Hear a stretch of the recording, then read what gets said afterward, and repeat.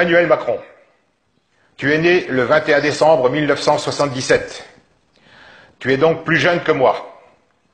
Je te tutoie donc, mais toi, tu devras nous vous voyer et nous appeler ou Monsieur Chaumont ou Monsieur Petit-Demange. Sache que nous sommes plusieurs millions de Français à penser ce que je vais te dire. Il y a beaucoup de monde avec moi.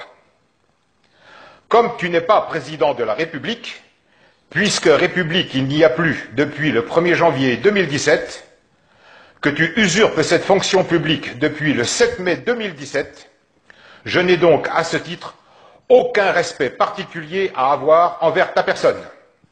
Et ton comportement irrationnel, immature, malsain, n'incite pas au respect. Après toutes tes conneries, je me lâche un peu, commises depuis plus d'1 an, dont 2 que les Français ne te pardonneront jamais. L'intolérable et stupide réflexion de ta chargée de communication, yes, la meuf dead, s'agissant du décès de Madame Veil, et celle de la venue d'homosexuels qui se sont eux-mêmes qualifiés de PD, qualificatif affiché sur le t-shirt floqué, le jour de la fête de la musique.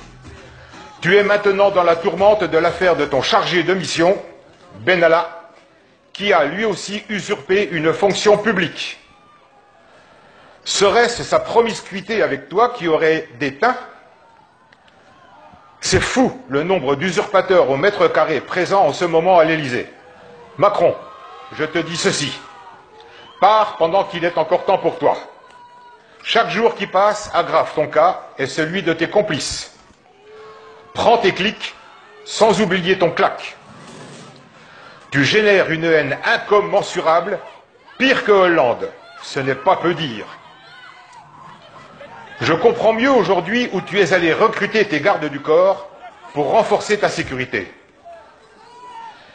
Même par népotisme, sache que ton chargé de mission, Benalla, ne fera jamais partie du corps des officiers supérieurs de la gendarmerie nationale, et puisque je cite l'une des composantes des forces de l'ordre, sache que le service chargé de la protection des personnalités appartient à la police nationale, pas à une bande de barbouzes.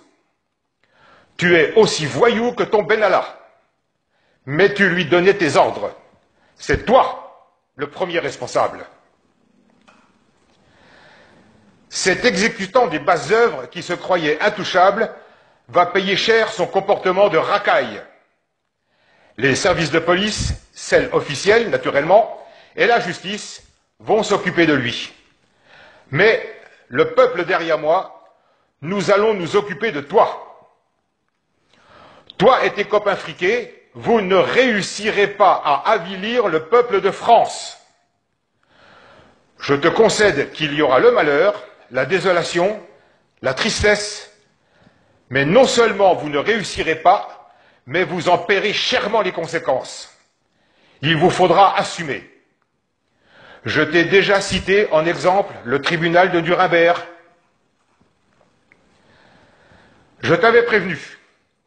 Tu es aujourd'hui le handicap majeur pour le retour à la normalité en France. Tu n'as pas voulu écouter la voix de la raison. Le patriote que je suis te présente la facture. Je n'emploie pas le terme destitution, car je te répète que tu n'es pas président de la République. Je te mets officiellement en demeure de démissionner, t'accordant 48 heures pour décider de ton avenir immédiat. Il est inutile que tu m'envoies ta bande de vauriens. J'ai pris mes précautions et tu ne ferais qu'accélérer encore plus ton licenciement pour faute lourde, au pluriel, licenciement aggravé par des faits relevant du code pénal.